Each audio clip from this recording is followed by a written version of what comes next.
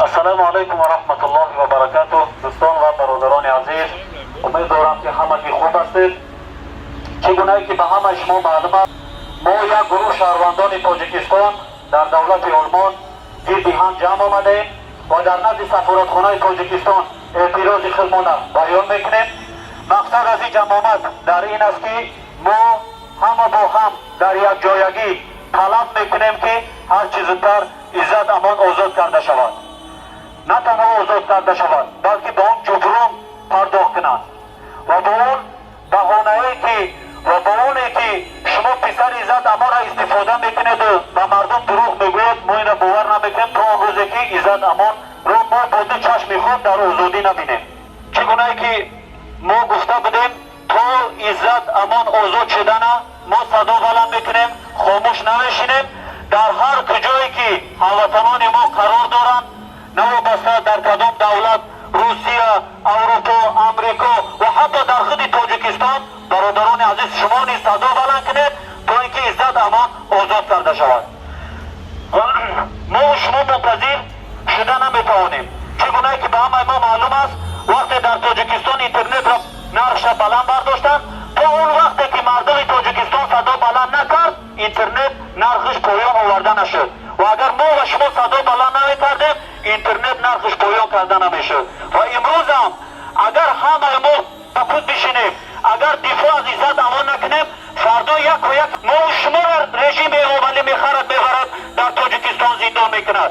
در وقت آزاد بودن عزت امان از همه شما برادرانی در روسیه بوده دفاع میکرد، نوابسته نمیگفت که کرونا ویروس، نمیگفت کسلی. و حتی در وقت کسلی کرونا ویروس که پرزیدنت امام علی چندین ماه خواهید شده بود نمیبرامد در نزد مردم، ما و شما شاهد هستیم که عزت امان و جمعیت عزت امان برای شما مردم مهاجر کمک میکرد، صدا بلند میکرد و شما را دستگیری میکرد، خوراکه میآورد و همه شما شاهدید. اینجا یگان تعریفش نیست و امروز هم ما همه با هم در یک جایگی صدا بلند میکنیم که عزت امان آزاد کرده شود. انشاءالله یک به یک برادران را دعوت میکنیم، میان صحبت میکنن و فکر خودشان، سخنهای خودشان در اینجا در مقابل سفارتخانه تاجیکستان بیان میکنند. چگونه که میگن که مرد باشه بیاد و پرو گپ زنین، ما رو بر رو آمدگی هستیم. اگر اونا مرد باشن ببراین ما را گوش کنن به سوال ما جواب بدهند. از شرمندگیشون به ملیسا گفتن که یگان کس ترمین نداره، یگان کس اجازت ندید که به نزد سفارت بیاد. شرمنده مردانتون از این روز بیای که از شرمنده خودتون میگریزید. اون مویلیتی که شما میگیرید اون از این مردم تاجیک به بودجه دولت میسپارد نلوگ، از همون نلوگ مردم تاجیک به شما اویلیک داده میشود. اما در این روزهای سختی مردم از خودتون دور میکنید، چهره اصلی واقعی شما را مردم میشناسد. و از برادرها هر کسی که میخواهد بیاد صحبت کند، فکر خود چه بگد از یک لو کلوم برد. اکه محمدی اگر شما شروع کنید بهتر میشود. سخن را به برادر عزیزمان اکه محمدی تشرف میدید. محمد.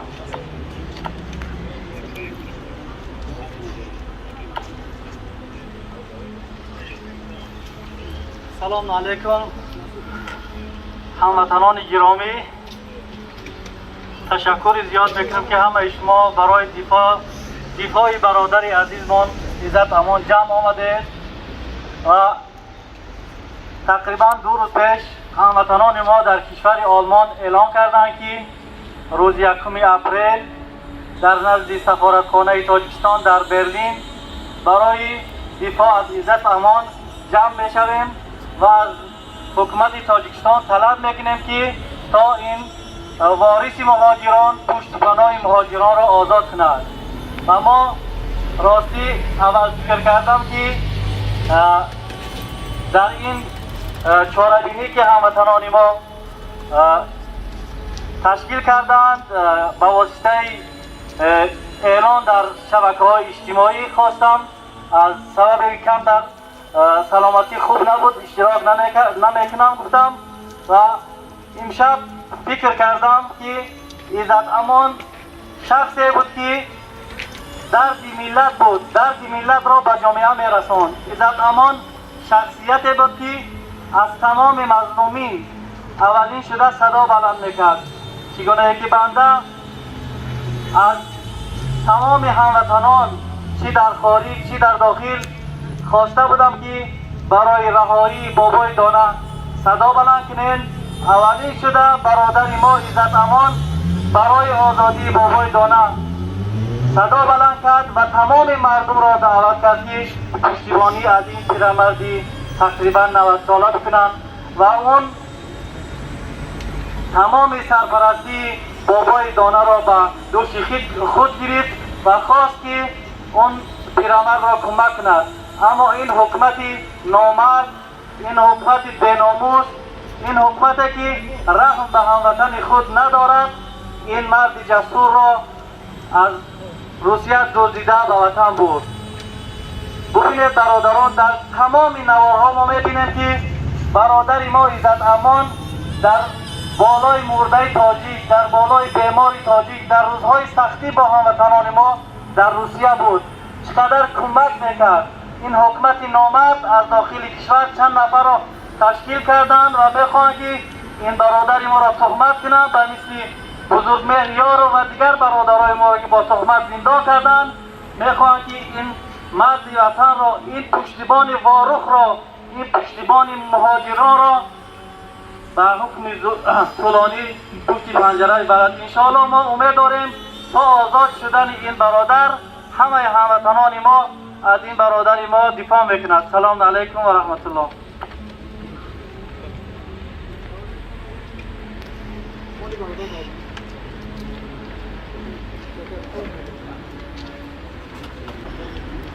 السلام علیکم و رحمت الله و برکاته. برادران، ما همچون یک شهروند اردوی جمهوری تاجیکستان اومدیم که اما آزادی برادر عزت امان را طلب کنیم که اون برادر را آزاد کنیم. او برادر کشتی پدر مهاجران بود. در حالت این خصوصا کرونا ویروس که ما در مثال آلمان هستیم، حتی یک ذره هم نتونستیم به مردم کمک کنیم، اما او برادر نه شب میگفت نه روز میگفت، میخست میرفت، اما مرده تاجیک هم میگفت روی میکرد. زندهاش خواهرای مایی که در روسیه مثال گرسنه و ترسنه و او را یاردم میکرد. و همین خاطر شما خطا کرده که برادر عزت امان زندانی کرده. این برادر کار شما را پیش میبرد. همونجوری که مثال اینجا اومدیم سفارت درش محکمه، به خاطر که بجای که مثال در باز کنن بگه که فخر کنن که هموطنای ما در آلمان هستن، مثال بشینیم صحبت کنیم یک جا درشون بس یانگی نه ما ترمینه اوخی از چی میترسیم، ما جنگ نخواسته، ما یگان تاتونه یگان قتل نگفته، ما اومدیم که همچون کانستیتوسیون سرخانه جمهوری تاجیکستان با ما همه حقوق داده که ما آزاد گپ زنیم. باید شما فخر کنید که مردم تاجیک در تمام روی دنیا پنج شود. باور کنید در یگان روی دنیا از تاجیک در پسر دیگر نیست. در روسیه را میبینی وظیفه بلندش شکاتوش کش بکلوف که شکایت برای چی؟ برای که مثال حکومت مردم دستگیری نمیکنه. بس کنین این کارتونا. شما همین به خاطر مردم نباشه، شما زندگیتون پیش نمیره، حکومت نیست.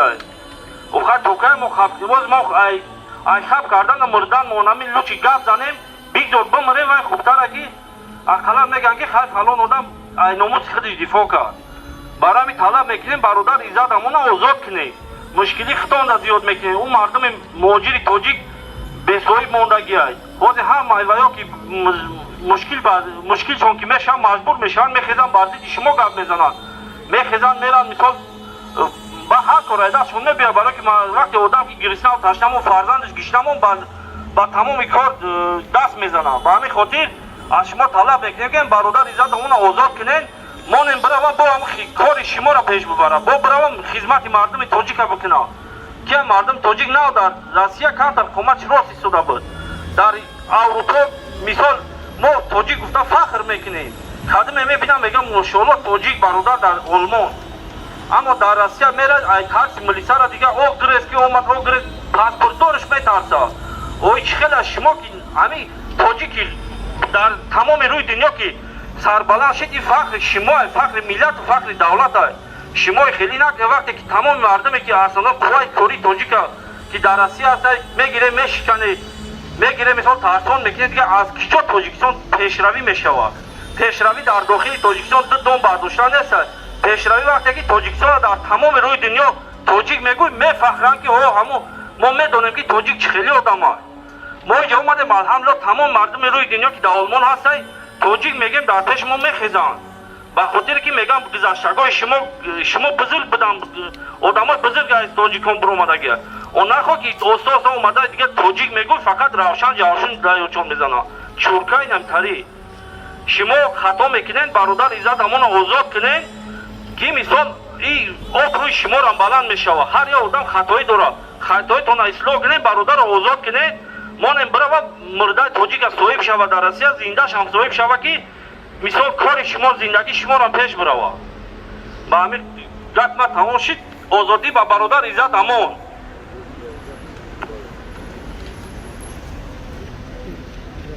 Ozodi ba Izzat Amon. Free Izzat Amon. Free Izzat Amon. Free Izzat Amon. Svobodu Izzat Amonu. Svobodu Izzat Amonu. Ozodi ba Izzat Amon. Ozodi ba mardumi Tojikiston. Ozodi ba mardumi Tojikiston. Ozodi ba Izzat Amon. Ma talab mekunем Izzat ozod karda shavam. Ma talab mekunem Izzat Amon ozod karda shavam. Ma talab mekunem ki Izzat Amon ozod karda shavam.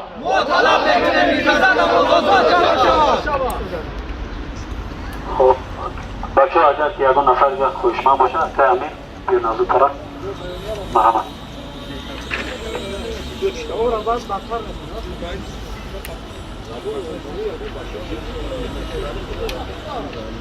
سلام علیکم دوستان، برادران و هموطنان. خیلی که میبینید امروز ما یک گروه شهروندان تاجیکستان در نزد سفارت جمهوری تاجیکستان در آلمان جمع آمدیم تا از این حکومت و سفارت و نمایندگان آن طلب کنیم و صدای خود را برسانیم که اکای عزت امان آزاد کرده شود. به همه ما و شما معلوم است که اکای عزت امان گناه ندارد و تنها جرم و گناه او این است که از پشت مهاجران شب و روز راست بود و از حقوق مهاجران حمایت میکرد و برادران مهاجری که ما را میبینند باید دانند که هر نفری که از آنها دفاع میکند حکومت او را نیست میکند، حکومت او را میدزدد، زندان میکند، مثل کرامت شریفوف، عزت امان، مقصود ابراهیموف و صدهای دیگر. و این را باید دانند که این حکومت فقط میخواهد که تاجیک سرخم و بیچاره و بی‌حقوق در همه شهر و کشورهای عالم پراکنده باشد. نمیخواهند که تاجیک در یک جا سرش را بلند گیرد. برادرای عزیز، ما و شما میتوانیم که اکای عزت امان را آزاد کنیم. همین گونه‌ای که تا امروز ادامه دادیم همین گونه ادامه دهید و ما و شما شاهد خواهیم بود که اکای عزت امان آزاد خواهد شد و این حکومت دیگر راه دیگری ندارد جز آزاد کردن اکای عزت امان. آزادی با اکای عزت امان. آزادی با اکای عزت امان. آزادی با تمام زندانیان. آزادی با تمام زندانیان. برادران عزیز، بی‌طرف نباشید، ادامه دهید مبارزه خود را. اکای عزت امان آزاد خواهد شد. ما از این حکومت دیگر فقط آزادی عزت امان را طلب نداریم. ما طلب داریم که عزت امان آزاد کرده شود، شهروندی او برقرار کرده شود و او به روسیه برگردانیده شود و با خاطر این همه مشکلی هایی که به سرش آمد جبران پرداخت کرده شود تا او تواند در خدمت مهاجران باشد و ملت ما را سرجم و صاحبی کند.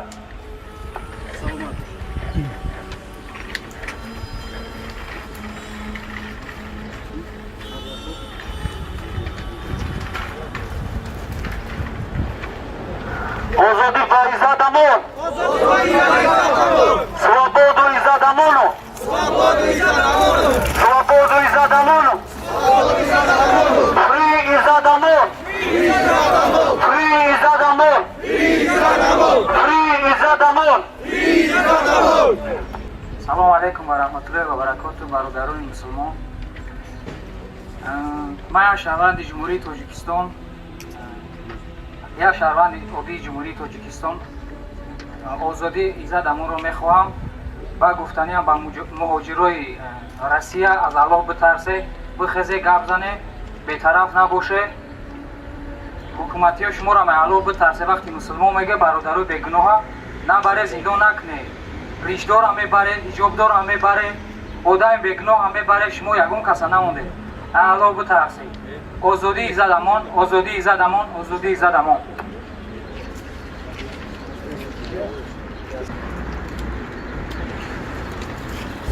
салом ба ҳамаи бародароне ки имрӯз дар ин ҷо ҷамъ омадагианд.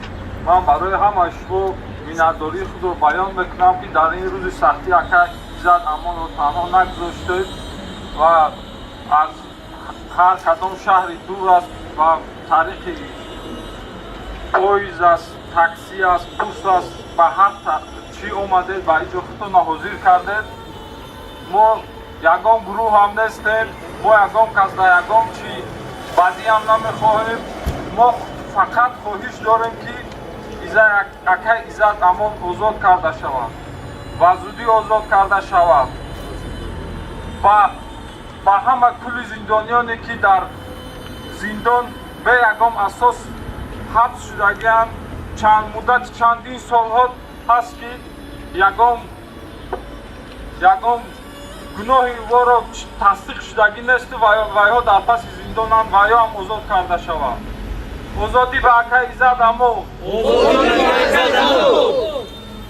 бародаро бояд як бор дига мегӯм ки дар тамоми кулли дунё, дар амрико, дар русия, дар тоҷикистон, дар куҷое ки набошед, хомӯш наистед.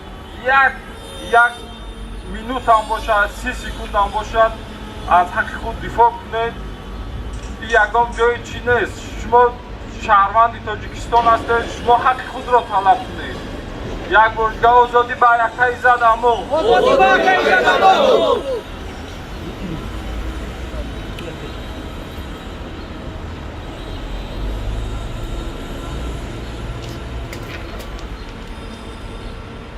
السلام عليكم ورحمة الله وبركاته.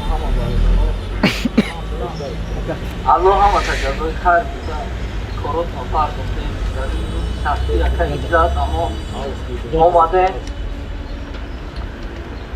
ما با حکومت تاجیکستان همچون یک شهروند تاجیکستان بودنی توکه این ملت ها به خاطر ریشش، به خاطر حجابش، به خاطر مسجدش، به خاطر غلام بدنش در تمام کشورها چی استاتیا 307 چی استاتیا 187 189 همه حمایت میکنه ملتا.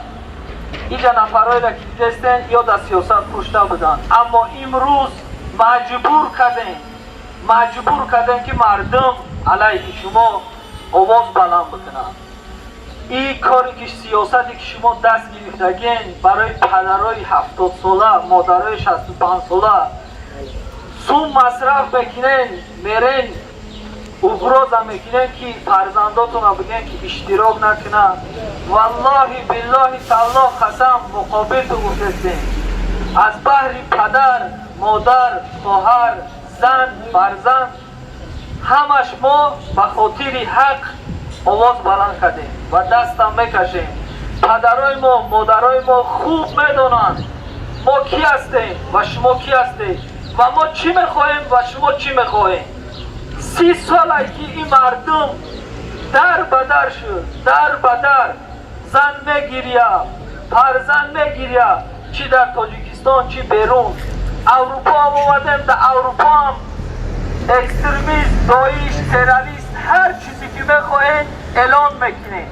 اما اگر ما جنایتکاریم اثبات بکنیم، والله قسم من خودم میگردم میرم به همین ریشم و به او بزدیلا و او کسایی که بگم که مرا اگرازم میکنن، مینویسن که پدر تا فلان میکنن، مادر تا فلان میکنن و زنجیر پوش بس بکنن میبرن ای بزدیلا.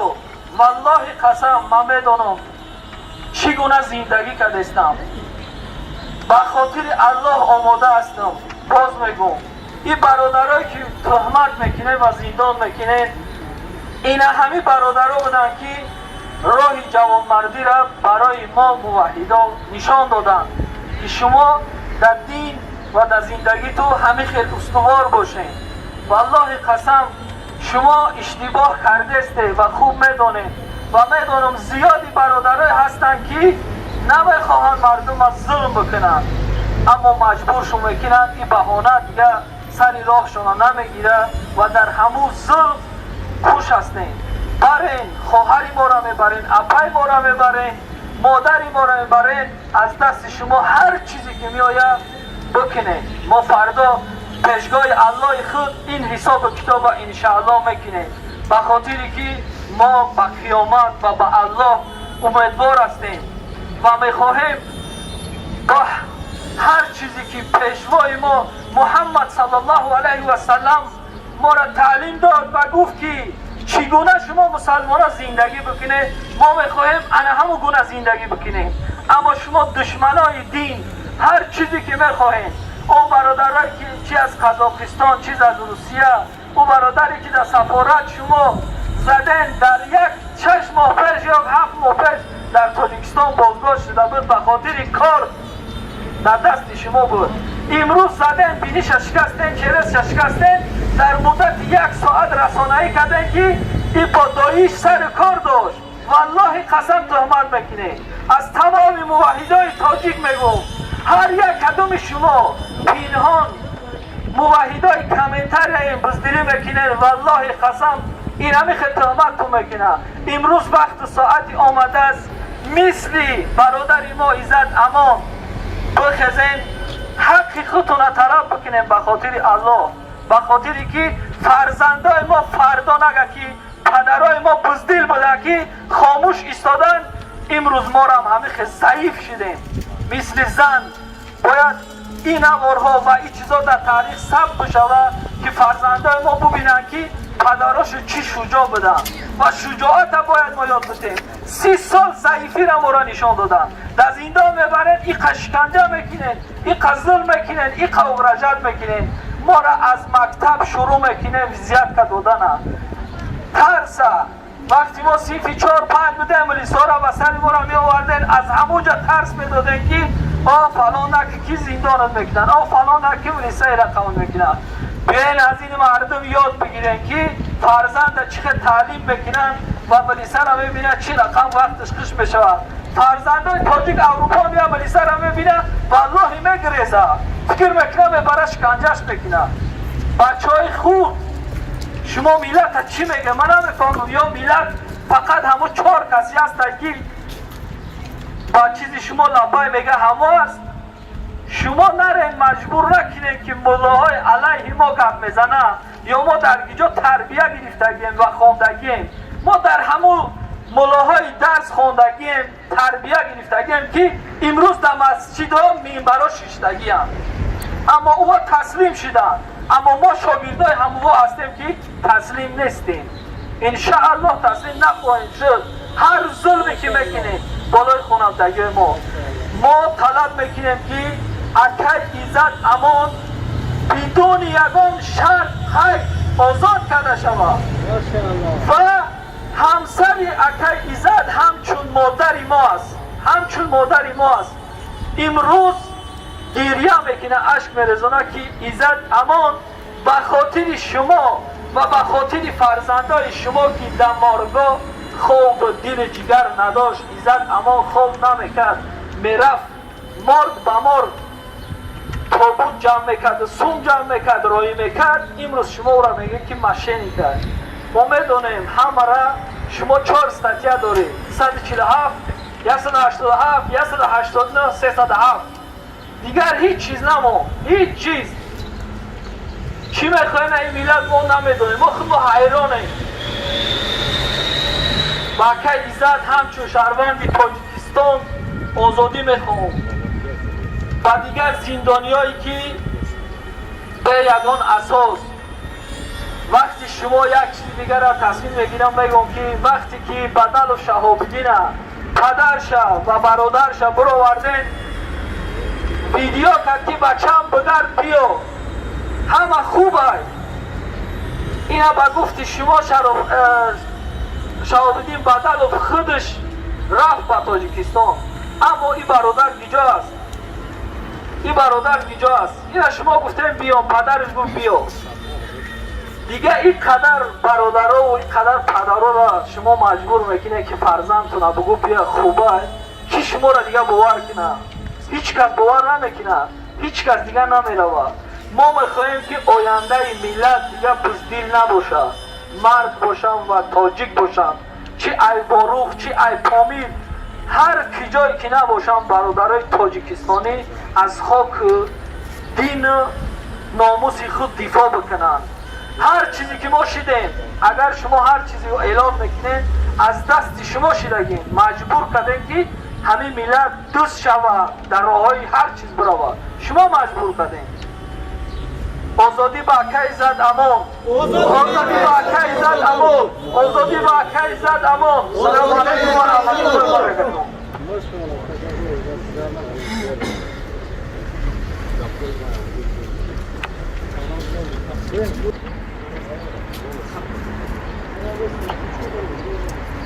سلام علیکم و رحمت الله.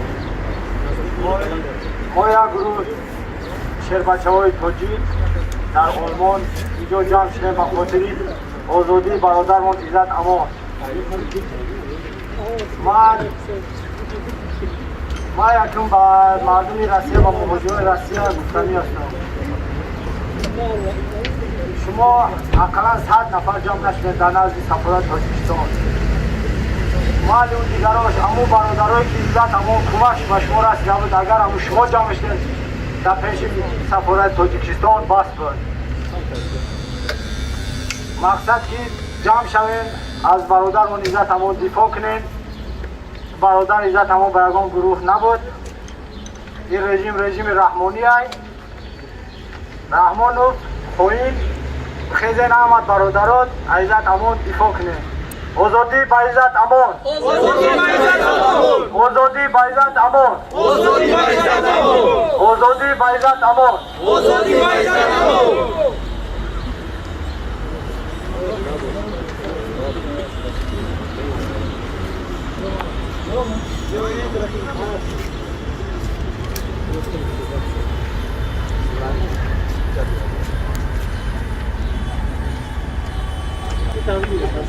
سلام علیکم و رحمت الله. مراجعتنامه تظاهرات کنندگان برلین. ما یک گروه تاجیکان مقیم کشور آلمان ربوده شدن عزت امان را شدیداً محکوم میکنیم. ما در گذشته شاهد آن بودیم که یکی از حامیان حقوق مهاجران کرامت شریفوف هم از روسیه به کشور برده شد و بعد از استرداد به تاجیکستان به طور مرموز از عالم درگذشت. در کارنامه سیاسی امام علی رحمان همچون نامه‌های دیگر آزادی خواهان و مثل احسان آدینه و شابدین بدل وجود دارد که ربوده شدند و تا حال به نام و نشان گشتند. افراد دیگر هم مثل محمد روزی اسکندروف، مقصود ابراهیموف، عبدالرحیم واسه و چندین نفران دیگری که از طرف مقامات جنایتکاری ربوده شده بودند سالهای زیاد است که در زندان به سر میبرند. حالا ما شاهد آن هستیم که عین همان کار نسبت عزت امان صورت میگیرد و ما از سرنوشت او سخت نگران هستیم. ما از حکومتداران تاجیکستان طلب میکنیم که هر چیز زودتر و بدون قید و شرط این حامی حقوق مهاجران را رها کند و به ضررهای رسانده شده و آن کس را جبران نماید. از سازمان‌های حامی حقوق بشر تقاضا میکنیم که نسبت تقدیر عزت امان بی‌طرف نباشند و برای نجات او تمام تلاش‌های خود را انجام دهند. تظاهراتگران مقیم آلمان برادران، آزادی با عزت امان، آزادی با عزت امان، آزادی با عزت امان. تشکر زیاد برادران بی‌طرف نباشید، چی در آلمان باشد چی در روسیه یا چی در دیگر دولت ها باشد. از همه شما التماس میکنیم در قضیه عزت امان بی‌طرف نباشید. یک قدری هم باشد با یک ویدیو یا که به یگان تظاهرات داریم و از حامی حقوقمان دفاع کنیم. سلام علیکم و رحمت الله. Добрый день, уважаемые дамы и господа. Я гражданин Таджикистана и хочу выразить свое соболезнование по поводу того, что нашего сограждана Изад Амона задержали в нашей республике без никаких оснований на то, что он виновен в чем-то. И заперли его в тюрьме. Мы требуем от нашего государства, чтобы его немедленно освободили. И хватит преследовать граждан нашей республики. Мы хотим быть свободными. Как бы мы живем в демократической республике, и у нас нарушаются наши права. Что еще? И хватит делать наших детей сиротами. У нас и так много проблем, и без ваших преследований. Спасибо большое, дамы и господа. И требуем от Республики Германии, Демократической Республики Германия, чтобы приняли свое участие в освобождении нашего сограждана Изата Амона. Он ни в чем не виновен. Свободу Изата Амону.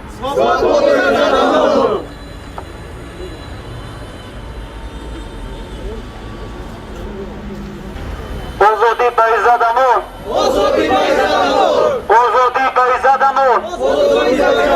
Озоди ба Изат Амон! Свободу Изат Амон! Свободу Изат Амон! Свободу Изат Амон!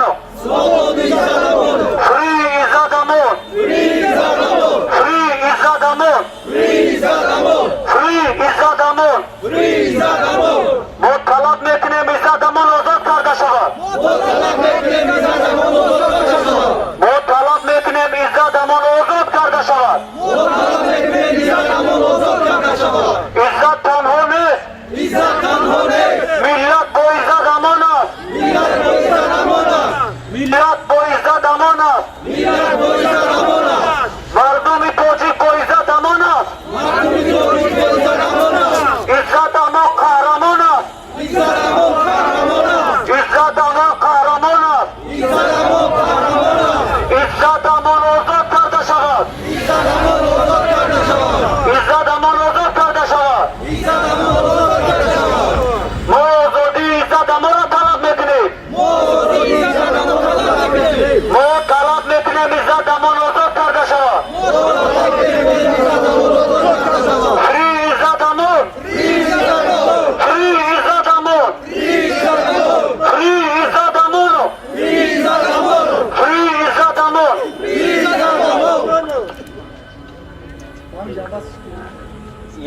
یک دو مسئله دیگه است که برادرها و از جمله مردم باید بدانند که امروز حکومت کوشش دارد. همگی دو ویدیو در یوتیوب برآمده است که دو تاجیک تهمت دارند ایزد امان که گویا ایزد امان از آنها پول گرفتند، گویا آنها را فریب کرده باشد. همه ما و شما میدانیم که این همه نواها از طرف حکومت تاجیکستان ثبت نشر می شود و حکومت با تهمت میخواهد ایزد امان را زندان کند. اون ویدیوها برای خوب پوشیدن در چشم ما و شما است. چرا تا دیروز که ایزد امان آزاد بود یگان ویدیو در یگان شبکه اجتماعی نبود. همون که ایزد امان را زندان کردن، ایزد امان را دستگیر کردن، حکومت میخواهد که با این گونه ویدیوها ما و شما را در چشم خود باشد و ما گویا باور کنیم به تهمت‌های اونا. این تهمت‌های شما بار اول نیست و بار آخر نیست. شما تمام ملت، تمام اون زندانیانی که در تاجیکستان است، همه اونها را با تهمت برده زندان کردگی هستید. اگر با تهمت زندان نمی‌کردید چرا سودها را در های بسته می‌گذرانید؟ سودها را آزاد کنید. بگذار ژورنالیست‌ها در اونجا اشتراک کنند. بگذار خش تبار این مردمی که شما میبرید زندان میکنید اونها اشتراک کنند. و امروز دو ملت یک طرف است، حکومت یک طرف. حکومت میخواهد که ایزد امان که نامدار است در بین مردم تاجیکستان و خیلی خدمتی که به مردم تاجیکستان کرده است و حتی از امام علی این پرزیدنت تاجیکستان زیاد خدمت به تمام شما مردم تاجیکستان مهاجر کرده است، میخواهد او را از بین برد. نام عزت را میخواهد از بین برد.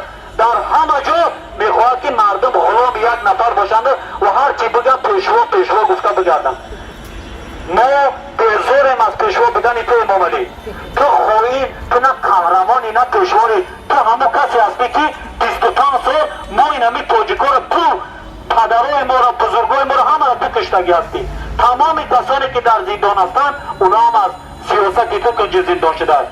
имрӯз дар тоҷикистон қонун аст ки ҳар касе зидди эмомалӣ гап зад 5 сол зиндон мекунад. гапади ин дар ягон рӯи дунё нест.